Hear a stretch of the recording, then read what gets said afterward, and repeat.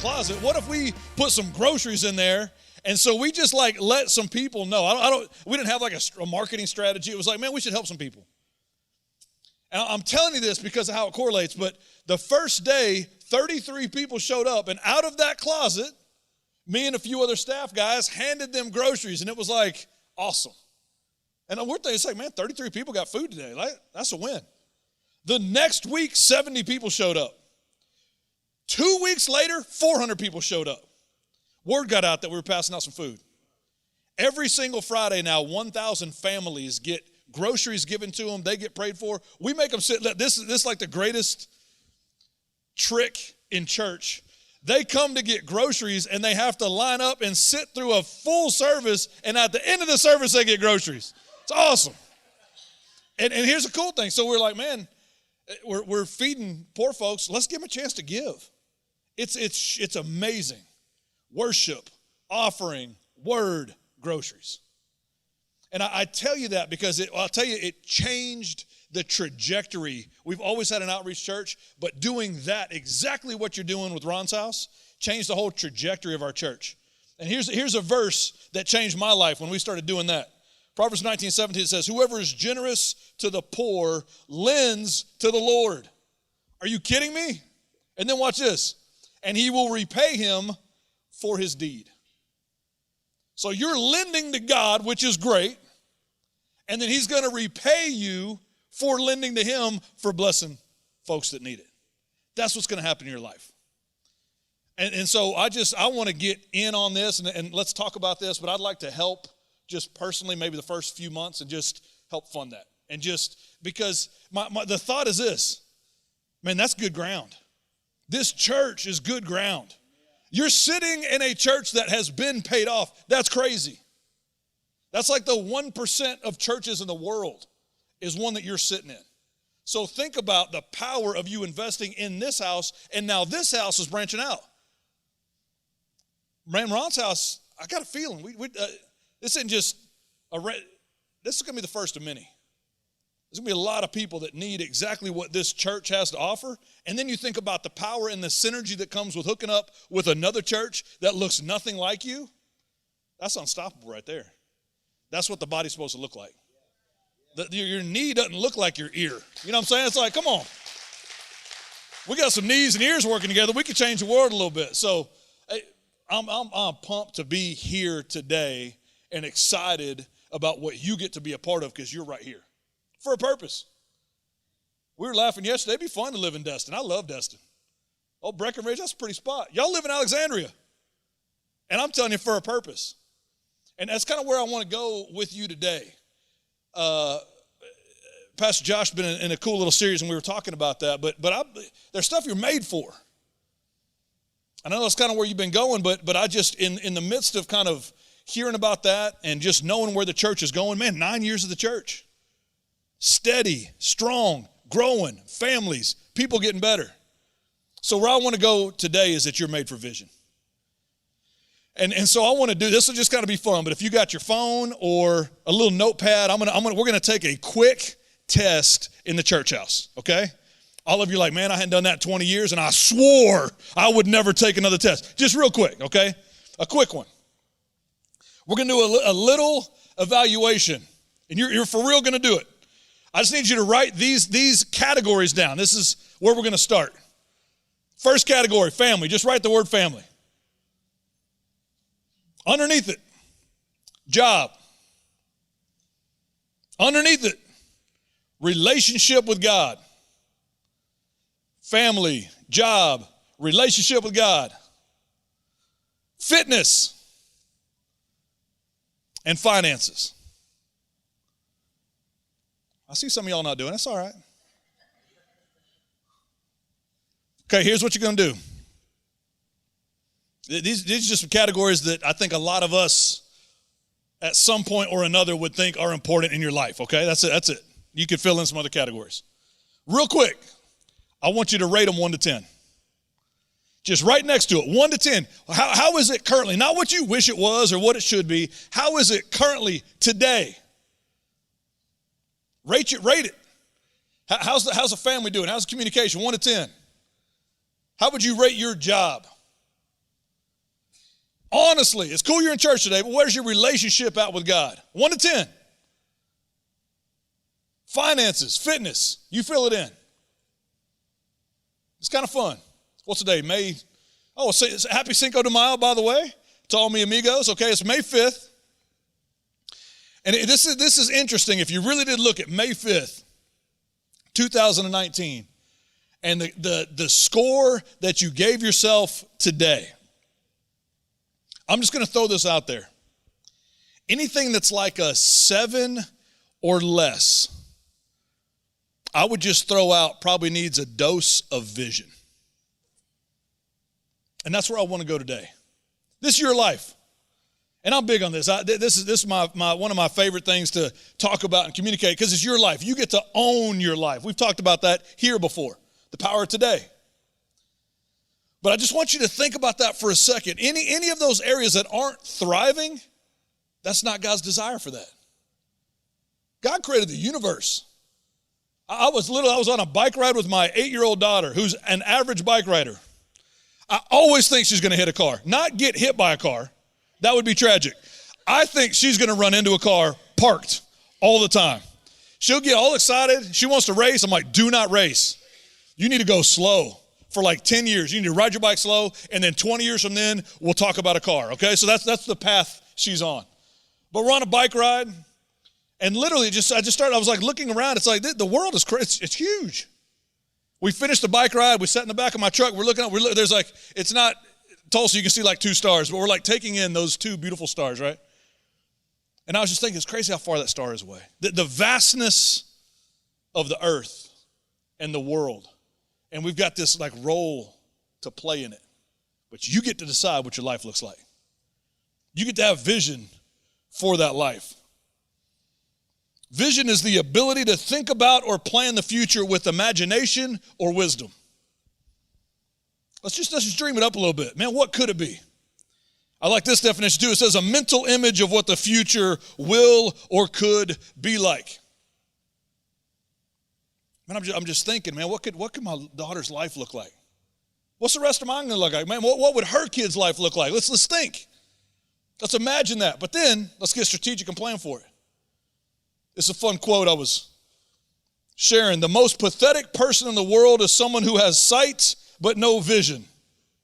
Helen Keller. Like savage quote from Helen Keller, right? Like, you're pathetic.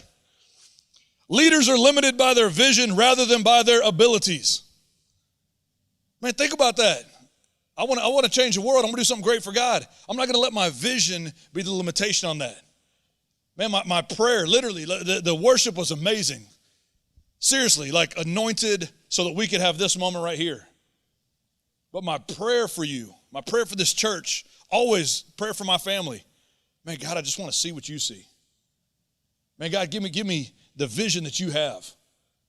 Because at the end of the day, I just want to do what God wants us to do, right? Like that's an easy cliche thing to say, but it's like, God, I want that vision. And so here's what's cool. Vision, number 1, identifies opportunity. And when we got vision in our life, we can see things differently. One of my favorite examples of that we're all familiar with, David and Goliath. But think about David. David saw himself differently than he currently was. David's dad asked him to deliver some snacks to the bros who are soldiers, trained men of battle. David, take them a snack. You're a shepherd boy. Kind of all you're good for is watching sheep by yourself and delivering snacks. Is waiter the service, Josh? Is that the one that's here? Yeah. That's David, a waiter delivery boy, hooking the bros up. But he gets there and here's Goliath talking smack to his people, to him, and about his God. David had a vision from God for him. And as soon as he heard that, it activated that vision. David, as a shepherd boy, recognized that his current circumstance didn't define his vision. I'm currently a shepherd boy, but that giant's talking to me.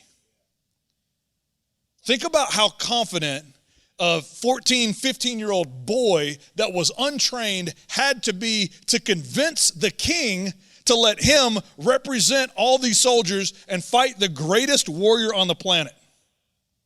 He had a vision. He knew who he was.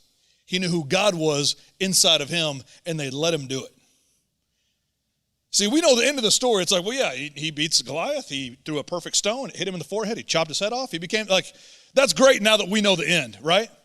But in the moment, this little buddy says like little with red hair is going to go and represent all these soldiers. And if he loses, the Philistines get to kill all of us, take us captive. But we're going to let him go represent. And he's there as a delivery boy. So my initial challenge to you, man, let's have vision active in our lives so that we're identifying every opportunity that God has in front of us. Because how you currently are is not the total vision. Do not let the current circumstance define who you are or who you think you're going to be. I told the guys yesterday at the men's event, which was awesome. Any fellas in here at the men's event yesterday? Can we maybe get a hoot hoot or a growl? Yeah, good. Really good. But we were in Iraq 3 weeks ago. Landed, drove on a crazy road to a place called Solomania and got there, and there's 1.5 million people that live in Solomania. Out of 1.5 million people, there's 200 Christians. The remnant, the only hope, however you want to say it. And there's a guy that we've hooked up with, his name's Pastor Simon, and I'm telling you, he has vision. He doesn't see it for what it currently is. He doesn't see the crazy tiny percentile that actually represents the Christian population. What he sees is a harvest field. There's 1.5 million folks that need this message, that need what we have, and has a vision for that. It'd be real easy to focus on the fact that the numbers are so small. What's amazing is World Compassion, through your support, is actually helping to start a church that can start to pastor the few Christians that are there.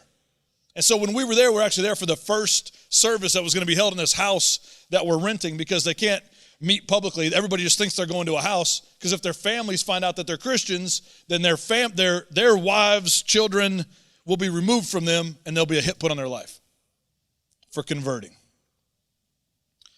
So we're meeting in this house. 30 people show up, which is a good percentage of the Christian population. Have this really cool service and actually start mentioning David and Goliath. And the translator just goes, they're not exactly sure who that is. They've all just come to Jesus. So we actually got to tell the story of David and Goliath to a group of new Christians for the first time. They're raw. Every kid in here has heard it 100 times. They had never heard that story. So now they get the idea, this premise of vision for their lives. Because they're hooked up with Jesus, you get to tackle giants. The cool thing is at the end of it, 10 of them wanted to get baptized, so we rented out a public pool for an hour so that all these newly converted Christians that were Muslims weeks ago could get baptized. 3 of them had drove 18 hours from Iran to come down so they get baptized that day with us. Because they had a vision. It's how my life's been. But Islam's not showing love. Islam's not the path that I want my family to be on for generations. So they made a change. They didn't let their current situation, or in their case, what their family's been for thousands of years, they didn't let that define them. They caught a vision. Look at John 4:35. I'm going to show you just a little piece of it. This is that story where Jesus shows up to a well, and there's a Samaritan woman there. It's pretty interesting. His disciples had gone into the village to get some food. There's a lot of food and snack references in the Bible. That's why I read all the time. Every time I read the Bible, I get hungry. But so the disciples went to get some snacks. Jesus is at the well. He's talking to a woman. You know the story. They talk a little bit, and he just reads her mail. Man, the guy you're living with right now is not your husband. You got some issues, Samaritan woman. But I just need some water. Talks about living water, the whole thing. They have that whole discourse. She's freaked out. She actually runs in the village to tell everybody that this actually might be the Messiah. Then his disciples show up from getting snacks, and he's talking to them. As the people from the village start coming, Jesus says this: Do you not say that there are still 4 months and then comes the harvest? He's talking to his disciples. He says, behold, I say to you, lift up your eyes and look at the fields. All the people coming in from the village, they are already white for the harvest. Think about the small seed that Jesus sowed. A man of vision. Sows it in this one lady at the well, reads her mail. She goes back, and now all of a sudden, because that one seed was sown, you've got an entire village coming back out to see and hear from the man of God. And here's what's good news for us. It always takes more harvesters than sowers. You throw a little bit of seed out there, it's going to be a harvest. But I think we got to have that vision for our lives. It's like, man, I'm a harvester. Sometimes you get to sow, sometimes you get to harvest. The Bible talks about that kind of being irrelevant. This guy sowed, this guy, whatever it is. But we just got to be ready. We got to kind of lift our eyes up. I love that picture. We get to do a lot of stuff. We're on our phones a lot. We're doing a lot. We're focused on what's right in front of us. And the reality is just like, whoa, stop. Lift up your head just a little bit. There's people around you. I was laughing with Pastor Josh. I was on the elevator coming from the hotel this morning, and this lady was eating a zinger, one of the hotel staff, and she was trying to hide it. And I was like, what's behind your back, ma'am? And she's like she shouldn't be eating it. And I was like, is that what I think it is? She goes, it's a zinger. I was like, can I have half of it? You know, I'm just trying to get half a zinger. You know what I mean? I'm talking to her. There's a military guy, and I get in the Jeep with Josh. It's like, there's so many people that just need Jesus. I don't know their story. We didn't dive into it. I probably should. It would have been a better story if I was like, and we got down right there and we prayed, but that would have been great. And they're sitting here today. That didn't happen. But you're interacting with people. It's like so it doesn't matter if it's a Rock or Alexandria or Super Church Tulsa. People need Jesus. But we have to see ourselves as an actual conduit that can create that and make that possible in every conversation that you have, everywhere you go, everything you do. I got a grandma that's 96 years old. She really is kind of sad, but may die any day now. Everybody's ready. But the coolest thing about her, I've never heard anybody describe her without saying, every time I've been with her, everywhere she's ever been, she told somebody about Jesus. And I'm indebted to her. She's a big reason I live for God today. Some stuff she did for me when I needed it. But what a legacy. What a woman of vision. That absolutely, and I can say that I've never been with her where any person we interacted with, she didn't very gently and kindly look them in the eyes and tell them that Jesus loved them, and she'd be happy to tell them about him if they give it a chance. Every time, every conversation. Pretty cool life. Let's think like that a little bit. I want to honor her today and us to think like that. There's people only you can reach. What a neat idea. We were talking to Pastor Cedric yesterday. There's people that only Pastor Cedric can reach, and there's people that only Pastor Josh can reach. We combine churches, and it kind of becomes unlimited. But I want you to think like that for your life. There's people that you're responsible. There's people connected to you obeying God. Colossians 3:2 says, if you were raised with Christ, seek those things which are above, where Christ is sitting at the right hand of God. Set your mind on things above, not on things of the earth. For you died, and your life is hidden with Christ in God. That's how we get our mind right for this. Man, I've got a friend of mine that it's a whole really cool, long story, but a lot of pressure from his family to do certain things. Wanted him to move back, wanted actually to be part of their ministry and kind of everything where they were going. Great opportunity. Man, if you'll move back home, we'll pay off your school debt, your wife's school debt. We got a house for you, we got a car for you.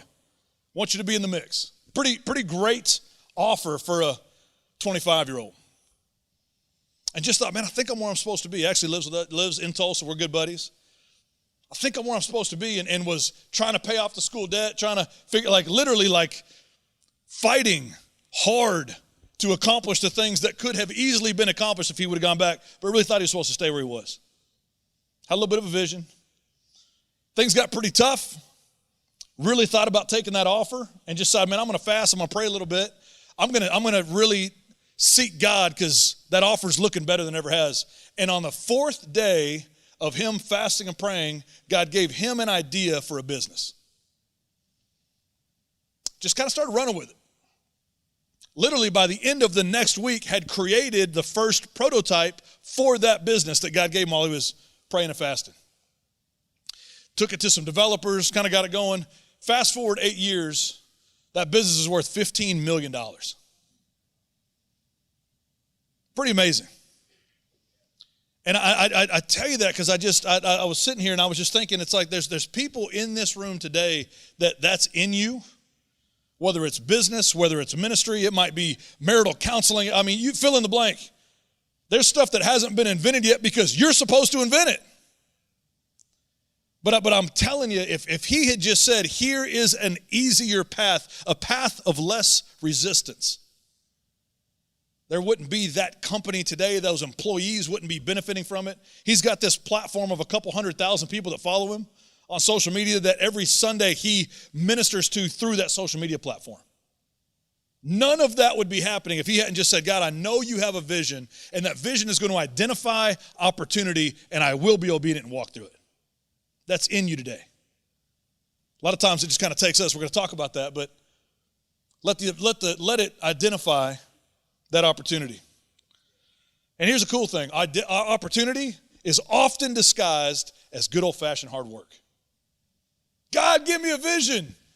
And then he showed, like if he just would have said, God, I'll tell you what I need is $15 million. That's typically not how it works.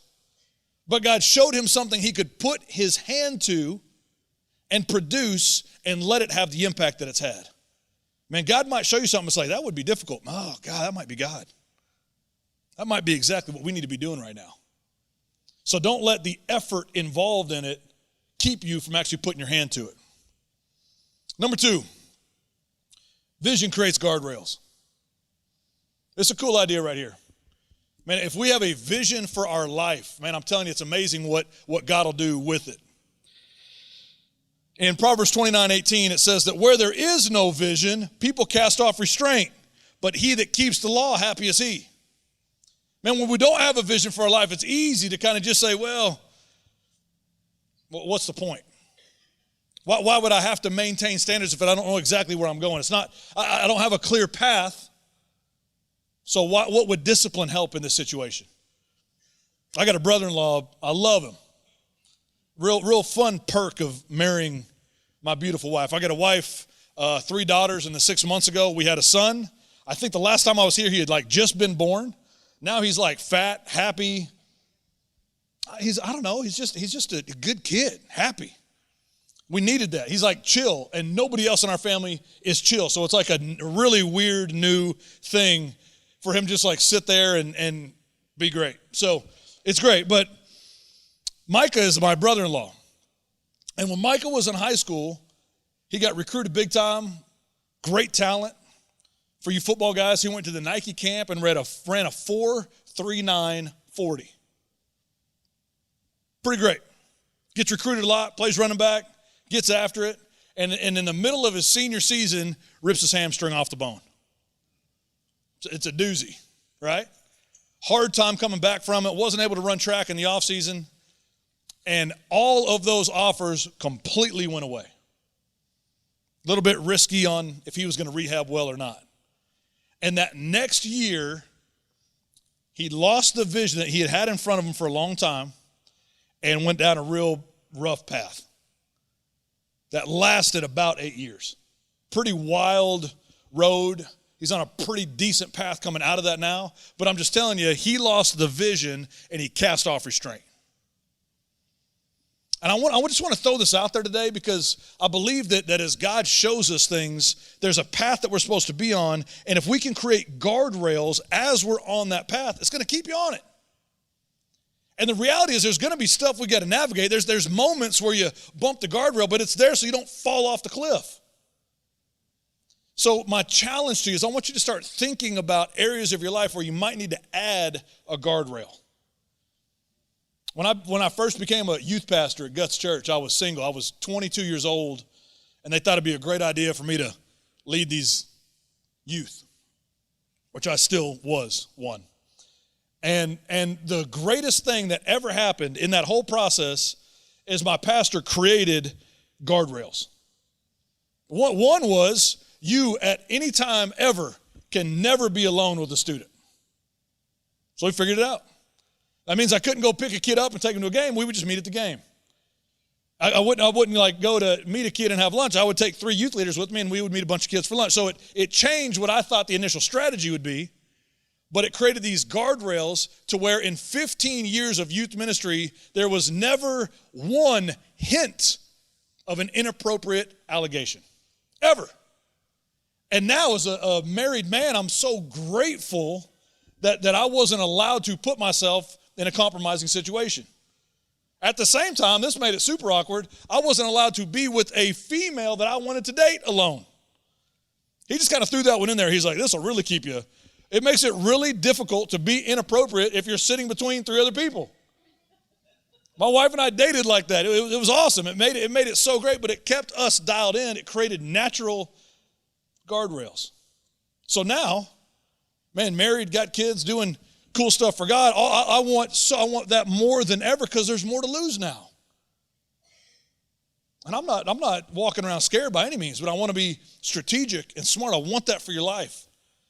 Man, you get that vision from God. You start identifying those opportunities in your life. Let's create powerful guardrails that are going to keep you dialed in, keep you from going in that ditch.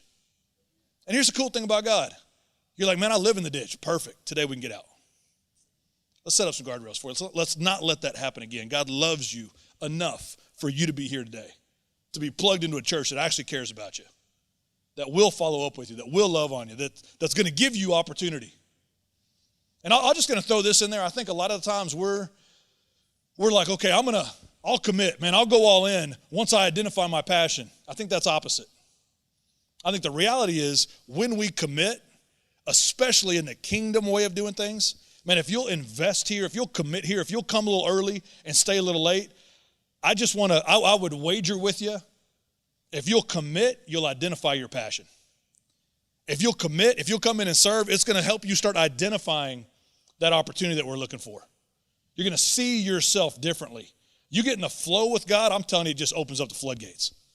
Just want to throw that out there. This local church idea that we put in, that God put in motion a couple thousand years ago, it's the real deal.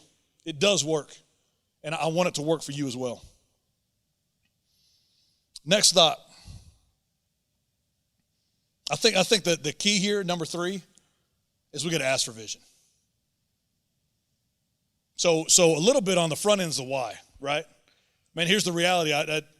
It's gonna identify opportunity. Well, then I want to keep us safe a little bit. But then at the end of the day, my challenge to you today is I want you to begin consistently asking God for vision for your life. And so wherever you're at, if you're like, man, I'm in the flow, let's ask. And if you've never done it before, I want you to ask. I want you to experience this. So look at Mark 10. That's a cool example of it.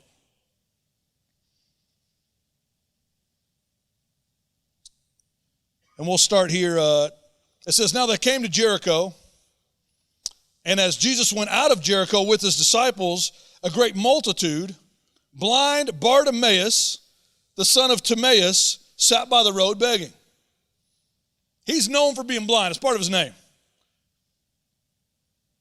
He's done this for a while. He's known as a beggar, as a blind person calling out. And it says, when he heard that it was Jesus of Nazareth, he began to cry out and say, Jesus, Son of David, have mercy on me. And many people warned him to be quiet, but he cried out all the more. See, I think this moment right here is where a lot of us stop. We feel a little bit of heat. We feel a little bit of pressure from some other people. And instead, he said, I'm going to cry out louder. Jesus is walking by. I'm not going to be quiet. This might be my only chance. But man, we get a little bit of pressure. We get a few people saying some stuff about it. Man, you go to church a bunch, don't you? But you give your money there? People are questioning all of this. I get that. But the reality is, it's like, whoa. I have an opportunity to connect with Jesus. I'm going to cry out. I'm going to ask for it. People are going to try to discourage you and your vision because they don't have one for themselves. It's interesting when we get around other people that don't have vision or don't have a clear path for where they want to go, it's likely they're going to try to discourage you from doing it. It's going to make them feel bad. But what's cool is if we'll stay the course, if we'll keep doing it, we really can take people along with us. But there are going to be haters. There are going to be people asking you to be quiet, asking you to not be as successful as you possibly could be. But here's the reality. He could have been blind for the rest of his life. Think about this. If he hadn't cried out the louder, we're going to finish the story. But if he hadn't yelled at that moment, he may have never been a part of the Bible, much less could have been blind the rest of his life. And I just think what I want to put out there today, what part of your life could miss, what part could not be completely and totally fulfilled if you're not willing to cry out a little bit louder for God. And he's there. He's our dad. He loves you. Man, my little girls whisper my name. I'm trying to find them. Boy, they start yelling my name, I come quick. I'm going to help them, no matter what. They're in the middle of something they shouldn't be in the middle of. We're going to navigate that and help them come out of it. That's exactly what God wants to do for you. This is what he yelled out, Son of David, have mercy on me. So Jesus stood still. He yelled a little bit louder, and it stopped Jesus in his tracks. Jesus, on the greatest mission that's ever taken place in the history of the universe, stood still. What's interesting is when Jesus spoke to the storm, it says the storm stood still. So there's a correlation here of authority. Man, when we cry out to God, it activates authority. You're talking to dad. Stuff has to stop. So Jesus stops in his tracks. Look what Jesus does. It's pretty fun. Jesus stops. Then they called the blind man, saying to him, Be of good cheer, rise, he's calling you, and throwing aside his garment. That garment identified him as a beggar. That garment was an identification piece. That represented the life he had lived this entire time. He threw it aside. Things were about to change. And here's what Jesus said. What do you want me to do for you? This seems like it would be an obvious question. There's a blind man in front of you. What do you want me to do for you? Oh, I don't know, haircut?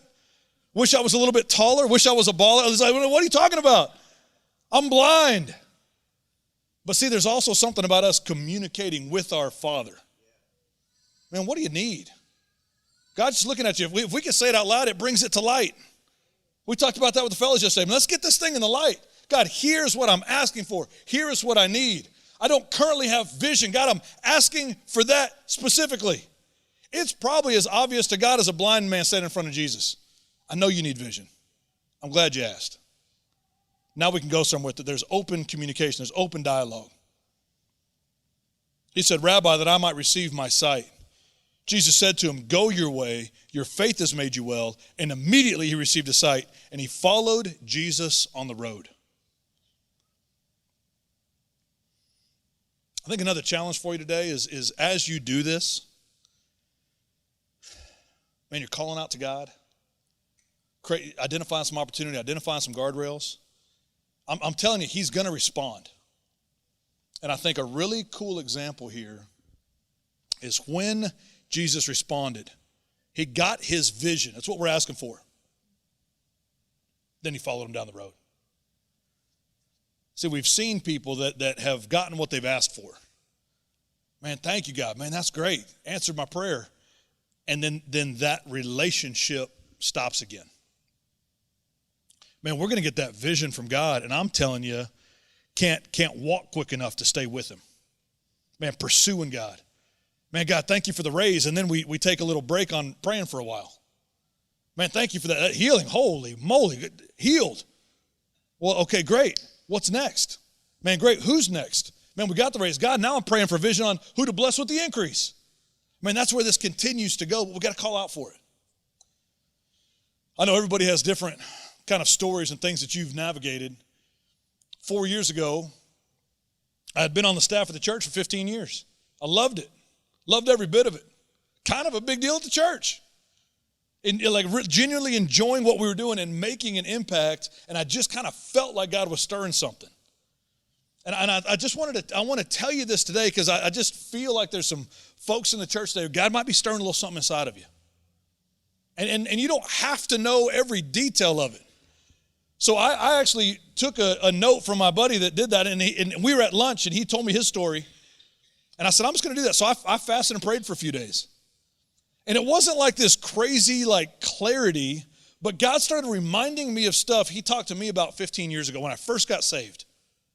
When I first gave my life to God, man, he had kind of shown me a few things. And honestly, I don't know that I thought about it much since then.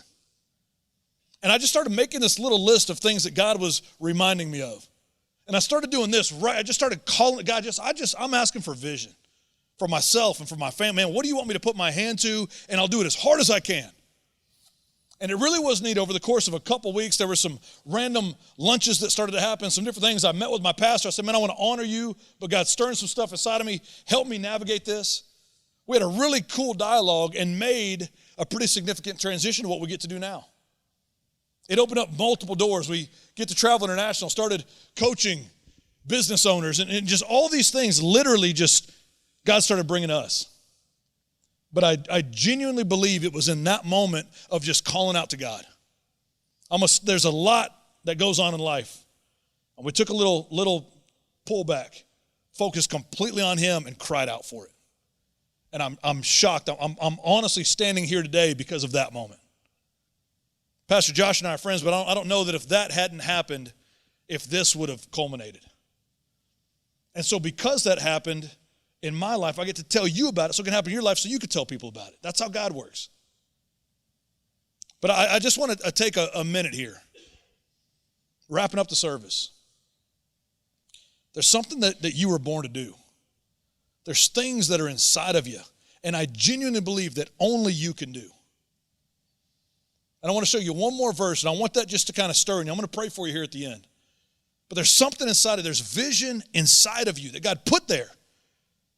Man, he gives us the desires of our heart, but think about that. He initially put them in there so that we would pursue those desires because he wants to fulfill them for us.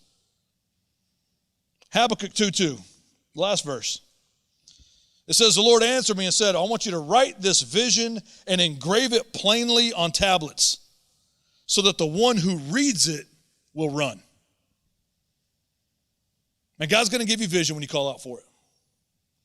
And then what we get to do is we actually get to write that vision down. It says, make it plain. And this translation says, so that the one who reads it can run. There's going to be people that see your vision and it inspires them to run. It inspires them to go and do what they've been called to do.